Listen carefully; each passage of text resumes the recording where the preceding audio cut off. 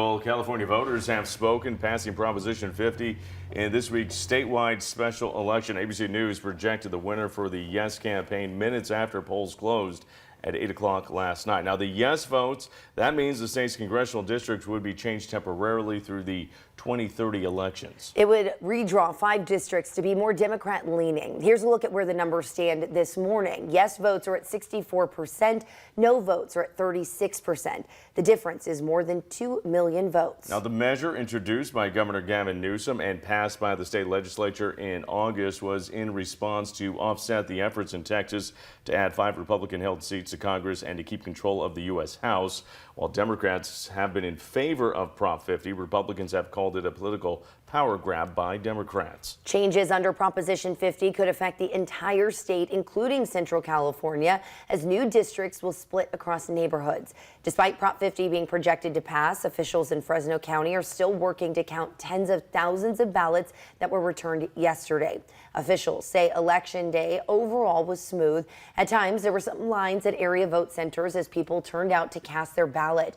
Last night, various teams were out and about collecting election materials after polls closed and returning them to the Fresno County Election Warehouse in Southeast Fresno for processing. County Clerk and Registrar of Voters James Coos says his officials will be busy working into the coming days. When we start processing a VBM ballot, it's not an automatic process. We have to scan in that ballot. We have to then compare the signatures versus signature in the registration record. And it's all done by humans.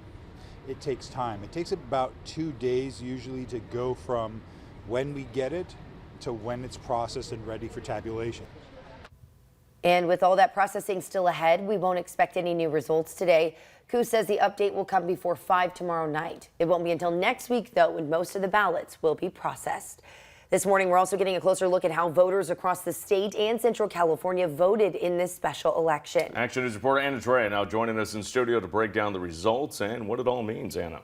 Jason, Jessica, good morning. Earlier we were talking about the statewide look, bringing it back again. We can see it right here, about 64% in the green for the yes, like we said, 36% in the gray in the no. Now taking a look here at the state, we can see up in Northern California, mostly in the gray right there. That's like the Redding area, the North State, Shasta County, Butte County, all that part.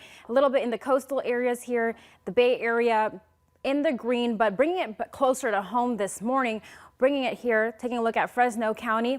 It's in the green right now at yes, but it's about not too much of a difference. 50%, 49% for the no, only a 154 vote difference here. Now moving down to our other counties where we have right here Merced County in the green right now, 52%, Merced 40, close to 48% in the no, 15 just close to 1,600 vote difference. Looking here to the South Valley as well in Tulare County, 42% in the yes, 57.6% in the no, about a 9,000 vote difference here. This is something we are closely watching at this hour now. We can see it right here, like I said, also moving down to Southern California. It looks like here in the Los Angeles area in the green, even though bringing it back closer to home, like we said, it's a bit close right now.